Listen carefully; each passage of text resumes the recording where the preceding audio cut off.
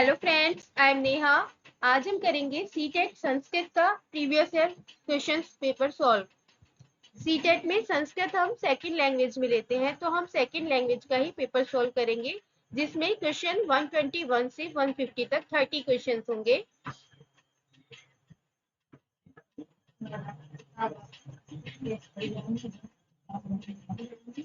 One 121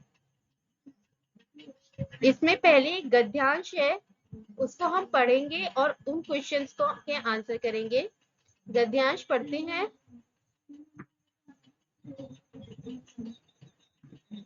CTET में हमें mainly time का बहुत ध्यान रखना होता है, क्योंकि टाइम ड्यूरेशन हमारे पास बहुत कम होती है और क्वेश्चन लेंदी होते हैं, तो टाइम का ध्यान रखते हुए हम गद्यांश को पढ़ेंगे।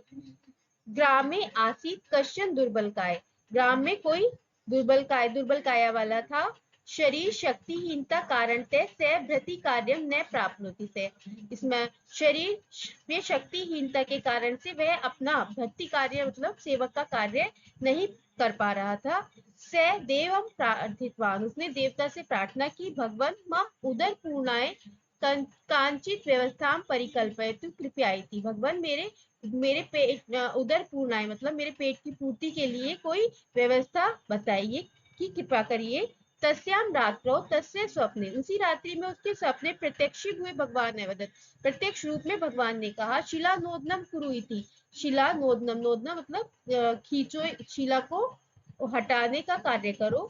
इति तस्य गृह से समीपे काचित महाशिला थी, तो उसके घर के पास में कोई महाशिला थी। से निधन है तस्या नोदनम आरब्धवान, उस निर्धन ने उसको नोदनम उसको हटाना आरंभ कर दिया।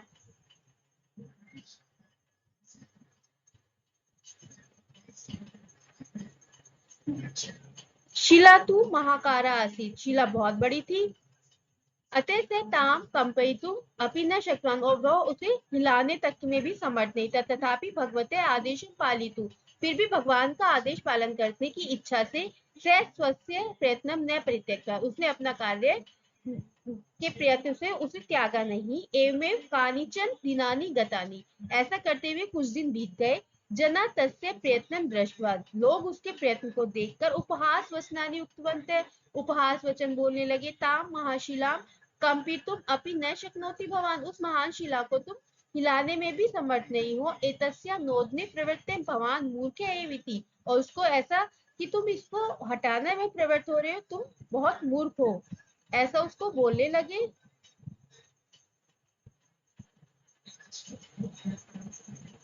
एतत् श्रुत्वा अपि निर्धन स्वस्य प्रयत्नं तु न परित्यज, ऐसा सुनकर भी उस निर्धन ने अपना प्रयत्न करना नहीं छोड़ा। एवं मास श्रमति, ऐसा करते हुए उसको 3 महीने बीत गए। तदीय शिलानोदन प्रयत्न तू व्यर्थ वासित, उसका शिला को हटाने का जो प्रयत्न था वो व्यर्थ ही था। अतः से नित्रामकिन, वो बहुत खिन्न मतलब दुखी हुआ। स्वस्य दुर्भाग्यम स्मरण, अपने दुर्भाग्य का स्मरण करते हुए एक बार से निद्राम अकरोत्, उस वह सोया। तस्य स्वप्ने, उसके स्वप्न में देवे पुनः प्रत्यक्ष अभवत्, देव पुनः प्रत्यक्ष हुए। तम दृष्ट्वा स निर्धन है, उनको देखकर वह निर्धन बोला, देव व्यर्थ कार्य भवतायम योजित है, तुमने व्यर्थ कार्य में ही मुझको लगाया। तत्कृतवता मया उपहास पात्रता प्राप्ता इति वदावदत, उसने बोला कि ऐसा करने पर मैं उपहास का पात्र हुआ। तदा देवे उक्तवान, तब देव ने बोला, वो भवते परिश्रम व्यर्थ न, तुम्हारा परिश्रम व्यर्थ नहीं जाएगा। अतः अलम चिंत्या, इसलिए चिंता, अलम मतलब चिंता छोड़ो, मत करो। तदा क्रुद्ध निर्धन अवदत, उस क्रुद्ध निर्धन ने कहा, मया द्वित्रान मासान यावत शिलानोदनम कृतम, मैंने 2-3 महीने उस शिला को हटाने में बिता दिए, किंतु शिला न कंपत अभी, परंतु मैं शिला को हिला भी नहीं पाया। ताम नोतुम मया कृत्य प्रयास है, कि व्यर्थ न है, उसको हटाने का क्या प्रयास मेरा क्या व्यर्थ नहीं है। सा महाशिला भवता कंपितुम न शक्या, वह महाशिला जो है हिलाने में तुम समर्थ नहीं थे। इति अहम जाना भी, मैं जानता था। नोदनाथ शिला लवल मात्रेणपि न कंपत, तुम उसको शिला को हटाना क्या, उसको क्षण भर के लिए भी हिला नहीं सकते थे, ऐसा भगवान ने उस निर्धन को बोला। इति तु सत्यम, ऐसा सत्य है। किंतु मात्र यावत, किंतु 3 महीने तक भवता यह नोदना प्रयास, तुमने जो ये उसको हिलाने का प्रयास किया, तथा भवते हंसो, ऐसा करने से तुम्हारे दोनों हाथ, पादों, दोनों पैर, स्नायु शक्ति युक्त अब जाता है, मतलब शक्ति युक्त हो गई। भवता दृढ़ कायता प्राप्त, तुमने दृढ़ काया प्राप्त कर ली। अतः यत् किमपि कार्यम कर्तुम समर्थ भाव, मया एदेव इष्टम न तु शिलाया अपसारणम इति अवदत्, भगवान ने कहा कि मेरा यही करने का मनोरथ था, तुम्हारे से मुझे शिला को, पत्थर को नहीं हटवाना था, ऐसा भगवान ने बोला। तो अभी हमने एक गद्यांश पढ़ा, अभी हम इसके क्वेश्चन देखते हैं। से नितराम खिन्नम इति वाक्ये नितराम इति अव्यय से क्या अर्थ है? इस ये जो नितराम है, इस अव्यय का क्या अर्थ है? इस अव्यय का क्या अर्थ है? इसका अर्थ है, नितराम का होता है अत्यंत, नितराम का अर्थ होता है अत्यंत। से नितराम खिन्नम, वह बहुत खिन्न हुआ, तो अत्यंत इसका अर्थ हुआ।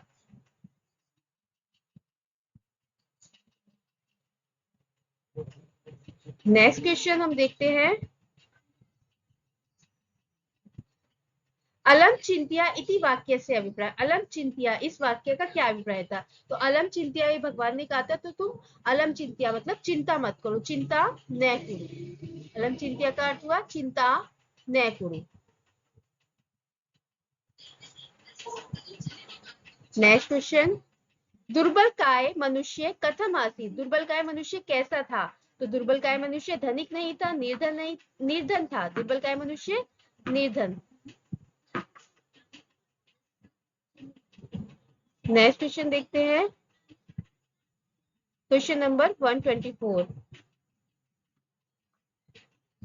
भगवते आदेशेन दुर्बल काय मनुष्य कति दिनानि शिला नोद न करो, भगवान के आदेश से दुर्बल काय मनुष्य ने कितने दिन तक शिला को नोद हिलाने का प्रयास किया? तो उसको किया उसने मास 3 महीने तक, मास त्रयम यावत, 3 महीने तक।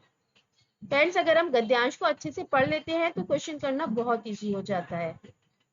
दुर्बल जनेन शिला नोदन कार्यम कार्यता भगवता किम अभिष्टम आसित, ऐसा कार्य करने के लिए भगवान ने उसे क्यों कहा? तो जिससे वो मतलब दुर्बल है शक्ति युक्त से आज, शक्ति युक्त हो जाए, तो इसका आंसर होगा दुर्बल है शक्ति युक्त से आज, उसको शक्ति युक्त बनाने के लिए ऐसा भगवान ने उसको आदेश किया था। क्वेश्चन नंबर 126, शक्तिहीनता कारणते से दुर्बल किम ने प्राप्त होती स्म, शक्तिहीनता के कारण वह दुर्बल क्या करने में समर्थ नहीं था? तो वो भक्ति कार्य, मतलब जो सेवक के कार्य थे उनको करने में समर्थ नहीं था।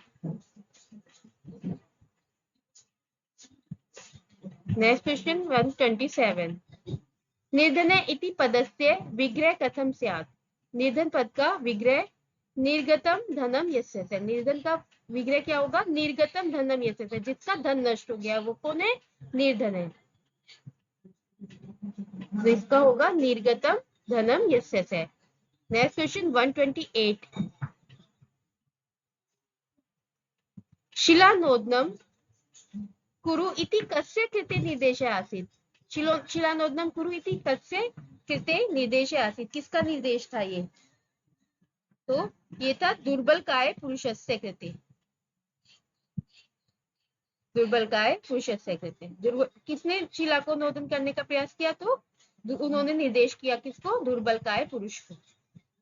भगवान ने निर्देश करा था निर्धन व्यक्ति को।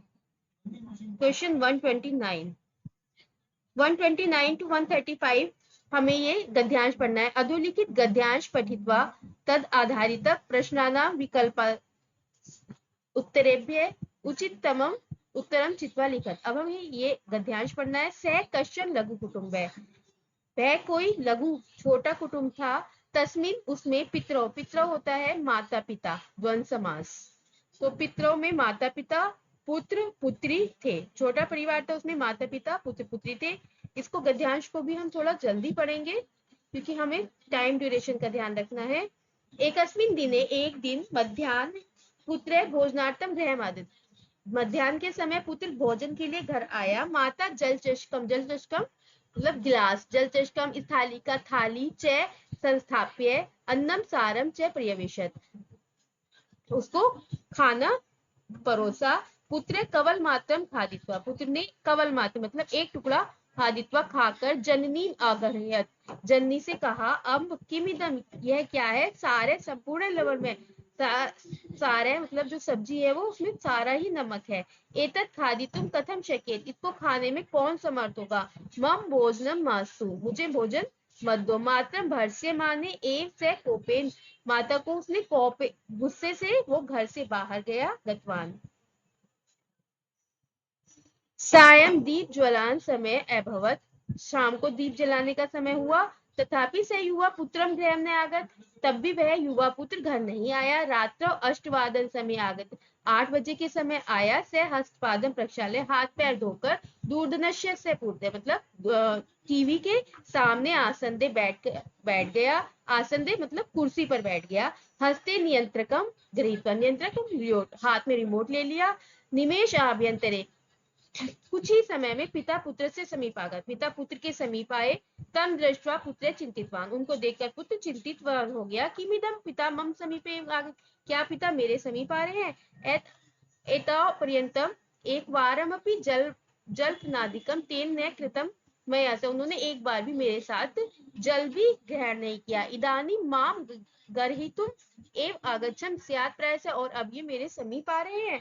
परंतु अवनत वदनस्य पुत्रस्य पार्श्वे उपविशन पिता प्रावचन, उनके समीप आकर पुत्र के समीप आकर पिता ने कहा बस भवान मध्याह्ने भोजन कृतवान ननु, क्या तुमने मध्याह्न समय में भोजन नहीं किया।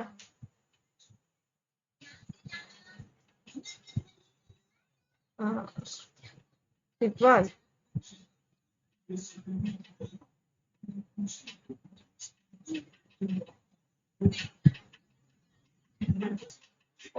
बस भवंतम एव अहम पृच्छामि, मैं पूछता हूँ भवान मध्याह्न भोजन कृतवाम की, क्या तुमने भोजन मध्याह्न में भोजन किया। आम हाँ। किंचित रुक्षतया अवदत, कुछ रुक्ष होकर पुत्र ने कहा। साइलेंट कर दे भी।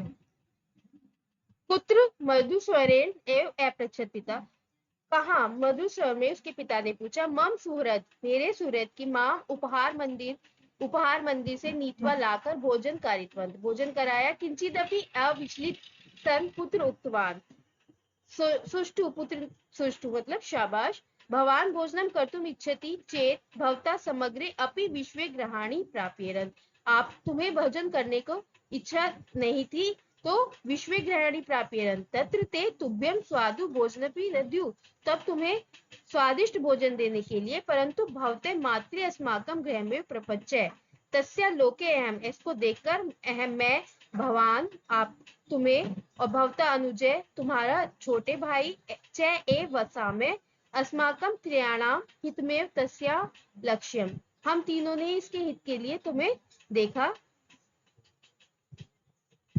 भवता भोजनम न कृतम इत्यते, तुमने भोजन नहीं किया ऐसा। सा एक पर्यंतम बिंदु मात्रम जलम अपि ने स्वीकृतवती, तो तुम्हारी माता ने बिंदु मात्र जल को भी स्वीकार नहीं किया। इतोपि तस्या मने परिस्पद अस्ति, क्या ऐसा तुम्हारे मन में नहीं आया। अद्य मया किम कृतम, अब मैं क्या करूं। पाक समय मम अवधानम कुत्र गच्छत, पाक के समय में मेरे को थोड़ा सा अवधान हो गया था। मम अजागरूकता कारण, मेरी अजागरूकता के कारण सारे लवण में जाते मतलब सब्जी में सारा ही नमक हो गया। तदत पुत्र किंचित अपि न भुक्ता, तब पुत्र ने कुछ भी नहीं खाया। से पुत्र, वह कहा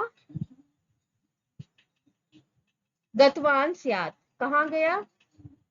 श्रुति पासा निवारणार्थे से कीदृशम कष्टम अनुभूतवान स्यात् इति न ज्ञायते, मतलब वो भूख प्यास के कारण कितना कष्ट अनुभव कर रहा होगा। इति उक्तवान पिता, ऐसा उसने पिता से कहा। पितु हृदय स्पर्शनी वाणी श्रुत्वा, पिता ने हृदय स्पर्शनी वाणी सुनकर पुत्र आत्म अवलोकनम अकरोत्, ततः सावधानतया उत्थाय शनैः शनैः जनित्र्या समीपम अगच्छत्, फिर वह सावधानी से उठकर धीरे धीरे अपनी माता के समीप गया। सा म्लान वदना, दुखी मन से, दुखी चेहरे से, खिन्न च भूत्वा उपविष्टवती आसीत् तत्र, पुत्रे विनयेनताम उपतस्य मधुरेण मंद्रस्वरेण एकत्यत, मधुर मंद स्वर में कहा अम्ब महती बुभुक्षा मम, किम ने परिवेशयति अविलंबेन इति, मुझे बहुत भूख है, क्या तुम मुझे खाना नहीं परोसोगी। तो ये हमने देखा गद्यांश। अब हम करते हैं प्रश्न। यदा पिता पुत्रस्य पार्श्वे उपविशत् तदा पुत्र कीदृशे आसीत्, जब पिता पुत्र के सामने था तदा पुत्र कीदृशे आसीत्, तब पुत्र किस तरह का था। तो वो अधोमुख था, ऊर्ध्वमुख था, हर्षित था, दुखी था। जब पिता पुत्र के समीप आया तो पुत्र कैसा था, अधोमुख था। गद्यांश पढ़ने के बाद हम प्रश्न बहुत इजीली कर पाते हैं। पुत्रे भोजनम न कृतवान इत्यते माता कीदृशी, पुत्र को भोजन नहीं किया तो माता कैसी हो गई थी। तो संतुष्टा सती स्व कार्य निमग्ना आसीत्, क्या वो संतुष्ट होकर अपना कार्य कर रही थी। जलम अपि न पीत्वा आसीत्, उसने जल भी ग्रहण नहीं किया था। तो जलम अपि न पीत्वा आसीत्। नेक्स्ट क्वेश्चन है 131। पुत्रम पुत्रम बोधितुम पितु वाणी कीदृशी आसीत्, पिता की वाणी कैसी थी। हृदय स्पर्शिका, कैसी थी, हृदय स्पर्शिका।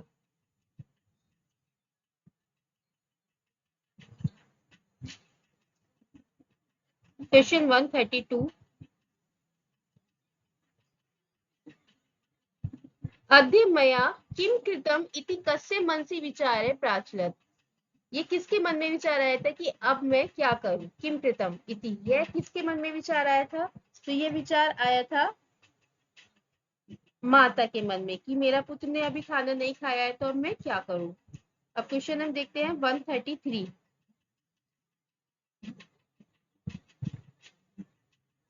क्वेश्चन 133। भोक्तुम इच्छा इत्यर्थे किम पदम अत्र प्रयुक्तम, भोक्तुम इच्छा इत्यर्थे, भोक्तुम इच्छा के लिए हम क्या पद प्रयुक्त कर सकते हैं।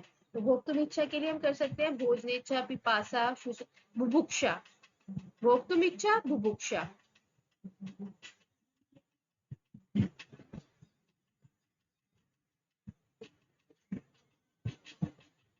Next question 134। जल नादिकम तेन न कृतम मया सह इति वाक्यम कस्मिन् वाच्ये, ये वाक्य किस वाच्य में लिखा हुआ है। तो तेन ये तृतीय विभक्ति में है, तो ये हो गया है कर्तृवाच्य नहीं होगा, ये होगा कर्मवाच्य। Next question 135। गृहे भोजनम न खादित्वा कै बहिः अगच्छत्, घर में भोजन न खाकर कौन बाहर गया। तो कौन बाहर गया, पुत्र। Now question 136। उचिततमम विकल्पम चित्वा अधोलिखित प्रश्नानाम उत्तरम प्रदत्त। अभी आए थे 2 गद्यांश और अब हम संस्कृत की पेडागोजी के क्वेश्चन करेंगे 15 क्वेश्चन। 136। बालस्य भाषा अधिग्रहणे अधस्तनेषु कस्य भूमिका सर्वतो महत्वपूर्ण, बालक को भाषा अधिग्रहण, भाषा ग्रहण करने के लिए इनमें से कौन सा महत्वपूर्ण है। शिक्षक, परिवार, विद्यालय, प्रसार माध्यम। तो बालक की भाषा अधिग्रहण करने में सबसे ज्यादा महत्वपूर्ण भूमिका है परिवार की, परिवार से। Next question 137। व्याकरण नियमानाम कंठस्थीकरणम पद्धति केंद्रम आसीत्, व्याकरण के नियमों को कंठस्थीकरण करना यह किस पद्धति का केंद्र है। तो ये है संरचनात्मक उपागम, प्रत्यक्ष पद्धति, व्याकरण अनुवाद पद्धति, साहजिक उपागम। तो ये है व्याकरण नियमों को कंठस्थीकरण करना है व्याकरण अनुवाद पद्धति। व्याकरण नियम को कंठस्थीकरण करना व्याकरण अनुवाद पद्धति। अब क्वेश्चन है 138। भाषा या अधिगमस्य कृते किम न महत्वपूर्ण, भाषा को अधिगम करने में क्या महत्वपूर्ण नहीं है। प्रोत्साहनम, प्रोत्साहन तो महत्वपूर्ण है, आत्मविश्वास भी होना चाहिए, अधिगमम प्रति प्रवृत्ति, अधिगम के प्रति प्रवृत्ति भी होनी चाहिए। भाषा को अधिगम करने में अनुवाद, अनुवाद की कोई महत्वपूर्ण भूमिका नहीं है। Next question 139।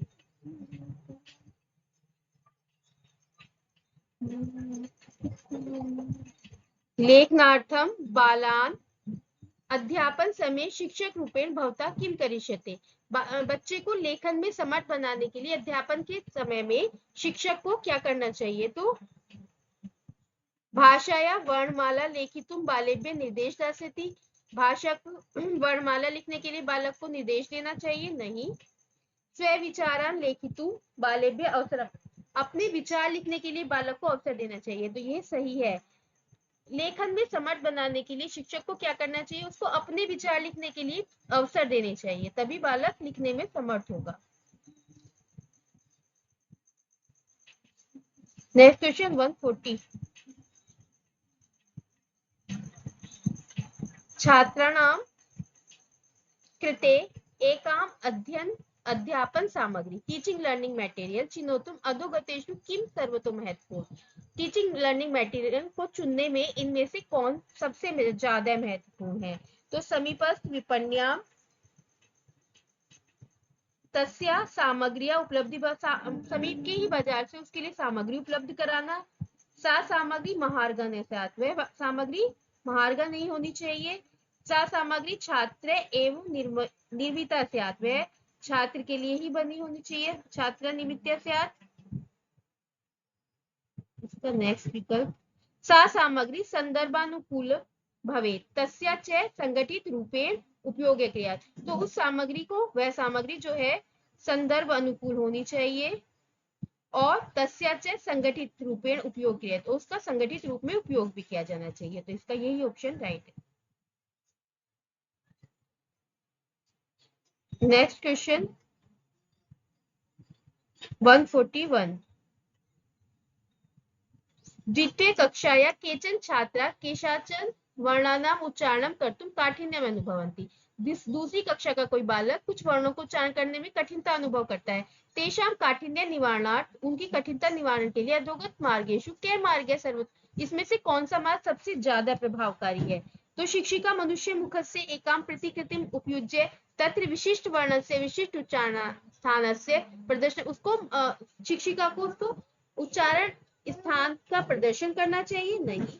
अन्यानुप्रासी शब्दानाम इव लघु युग्म कार्यकलापानाम उपयोग क्रिया, मिनिमल पेयर एक्टिविटी के माध्यम से उसे कराना चाहिए, तो एवं सा छात्रान वर्णोच्चारण कार्य शब्देशु तस्य वर्णस्य अभिज्ञानम च कार्यत, एक्टिविटी के माध्यम से बच्चा उन शब्दों को उच्चारण करने में समर्थ हो पाएगा, तो ये इसका करेक्ट आंसर है।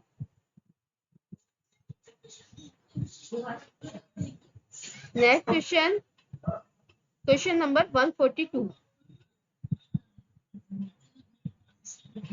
का सा पद्धति यस्यां व्याकरण नियमानु प्राधान्येन ध्यानं दीयते अनंतरं च तद आधारितानाम उदाहरणानाम उपरि, वह कौन सी पद्धति है जिसमें व्याकरण के नियम पहले बताए जाते हैं, बाद में उदाहरण दिया जाता है, तो जिस पद्धति में पहले नियम बताए जाते हैं बाद में उदाहरण दिया जाता है वो होती है निगमन पद्धति, और जब पहले उदाहरण बताए जाए बाद में नियम उदाहरण दिए जाए बाद में नियम बताया जाए तो वो होगी आगमन विधि, तो यहाँ पर बताई गई है निगमन विधि, पहले नियम और उसके बाद में उदाहरण, वो होगी निगमन विधि। Next question 143। विद्यार्थी ने भाषाया अधिग्रहण कुर्वन्ति, विद्यार्थी की भाषा अधिग्रहण करने में कुर्वन्ति सामाजिक विनिमय आत्मक वातावरण भाषाया व्यवहारम कृत्वा, मतलब उसको सहज वातावरण में ही वो भाषा के व्यवहार को धारण करता है। कोई भी हम भाषा जब ग्रहण करते हैं तो हम सहज वातावरण में ही उस भाषा को ग्रहण कर पाते हैं, यही इसका आंसर करेक्ट होगा। भाषा संरचना विश्लेषण कृत्वा, उसकी संरचना को विश्लेषण करना, उससे नहीं भाषा सीखते हैं, सहज वातावरण में ही भाषा को सीख पाते हैं। Next question 144।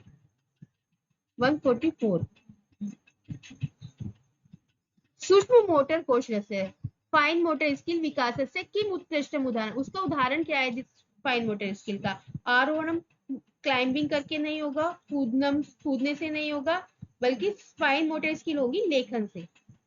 Fine motor skill के लिए क्या महत्वपूर्ण है, लेखन।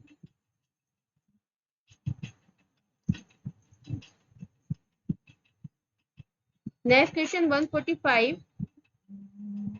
शिक्षकेन पृष्ठेषु अधोलिखित प्रश्नेषु के प्रश्ने कक्षाया बहुभाषिकवादस्य प्रोत्साहनं कुर्यात्। बहुभाषावाद को क्या प्रोत्साहन करता है? वायु फुल्लितं क्रिया ऊर्ध्वं दयितुं शक्नुवन्ति, बैलून को फुलाकर ऊपर उड़ाने में नहीं। स्व भाषाया शाकानां नामानि लिखत। अब मतलब बहुभाषावाद को बढ़ाने के लिए हमें क्या करना चाहिए? बच्चों को देनी चाहिए अपनी भाषा में सब्जियों के नाम लिखो, उससे उसको भाषा को सीखने में, भाषा बताने में समर्थ हो। किम भवत पालित पशु अस्ति, क्या तुम्हारे पास पालित पशु है? ऐसा पूछने पर भाषा का हमें ज्ञान नहीं होगा।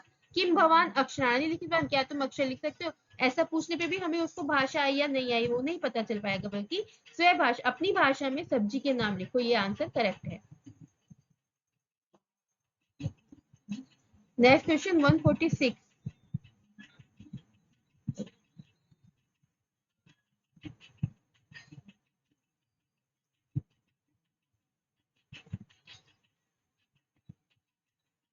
निम्नतर कक्षासु, छोटी कक्षा में अंत्यानुप्रासिक कविता नाम उपयोगे क्रिएट। कविता का प्रयोग करते हुए हमें यतः ताभि विद्यार्थिनः लक्ष्य भाषा भाषितुम् अवसरं प्राप्नुवन्ति।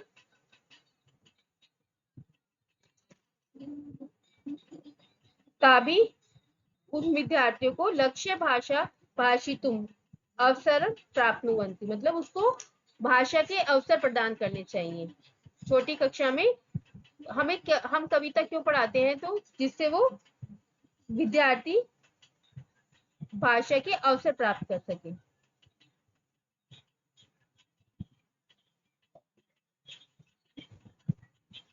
ताभि विद्यार्थिनः अनुशासिता तिष्ठन्ति, उनको अनुशासित कर सके। ताभि लक्ष्य भाषायां व्याकरण से अधिगमे सहायता भवति, जिससे उसके अधिगम में सहायता होती है।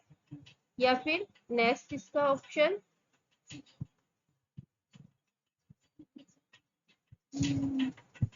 ताभि विद्यार्थिनः कठिन शब्दानां वर्णनं कर्तुं ततश्च वाक्यानि रचितुं समर्था भवन्ति।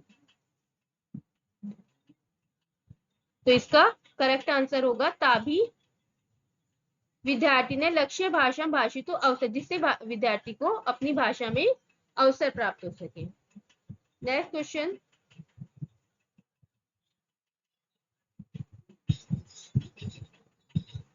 147। एका शिक्षिका कक्षायां श्रवण संबंधी गतिविधि कार्यतुं निश्चयं कृतवती। शिक्षिका अपनी कक्षा में श्रवण संबंधी गतिविधि कराना चाहती है। सात चर्चा रूपाणाम गतिविधि नाम योजना, उसने चर्चा रूप में उस गतिविधि की योजना बनाई है। काश्चन गूढ़ प्रश्नान् पृष्ट्वा छात्रान् श्रोतुं नियोजयति, तेषां रुचि चर्चा च वर्धयति। एता प्रस्तुतिया, ऐसा प्रस्तुत करती है। तो इसमें ये क्या, कौन सी गतिविधि होगी? श्रवण पूर्व गतिविधि है, श्रवण समय गतिविधि है, श्रवण परिगतिविधि है, श्रवण अनंतर गतिविधि है। इसमें कौन सी गतिविधि होगी? तो इसमें होगी श्रवण पूर्व गति, क्योंकि श्रवण सुनने, प्री लिसनिंग एक्टिविटी, ये क्या है? प्री लिसनिंग एक्टिविटी, ऐसा करने में। Next question 148। भाषा कक्षाया चित्राणां विज्ञापनानां प्रयोग विषये अधोलिखितेषु का उक्ति न समीचीना। भाषा कक्षा में चित्रों या विज्ञापन का प्रयोग करने के विषय में इनमें से कौन सा उचित नहीं है? तो 18 चित्राणाम अवलोकनार्थम बालेभ्य अवसरम, इन चित्रों को दिखाने से बालक को अवसर प्राप्त होते हैं। 18 बालेभ्य स्वकीयाम अभिव्यक्तिम कर्तुम चित्राणाम आधारेण लेखितुम च अवसर, मतलब चित्रों को देखकर वो बालक लिखने के अवसर उसे प्राप्त होते हैं। 18 बाले काल्पनिक जगति तथा च कक्षायां तेषां सर्जनस्य कृत स्थान प्राप्यते, उसकी कल्पनाओं का विकास होता है। तेभ्य श्रवण कौशल से विकासार्थम अवसर एते लभ्यते, सुनने के कौशल के विकास में उसको अवसर मिलते हैं। तो इसमें से का उक्ति न समीचीना, कौन सी उक्ति समीचीन नहीं है? तो इसका आंसर होगा तेभ्य श्रवण कौशल से विकासार्थम अवसरम एतेन लभ्यते, ये सभी उसको अवसर प्राप्त होंगे, बल्कि यह उसमें सही नहीं है। Next question 149। उद्गामी साक्षरता स्तरे इमर्जेंट लिटरेसी स्टेज अपि लेखन वर्गे स्वीक्रियते। अक्षराणां निर्माणं, शब्दानां लेखनं, वाक्यानां निर्माणं, और चित्रांकनम। तो इसका सही आंसर होगा चित्रांकनम।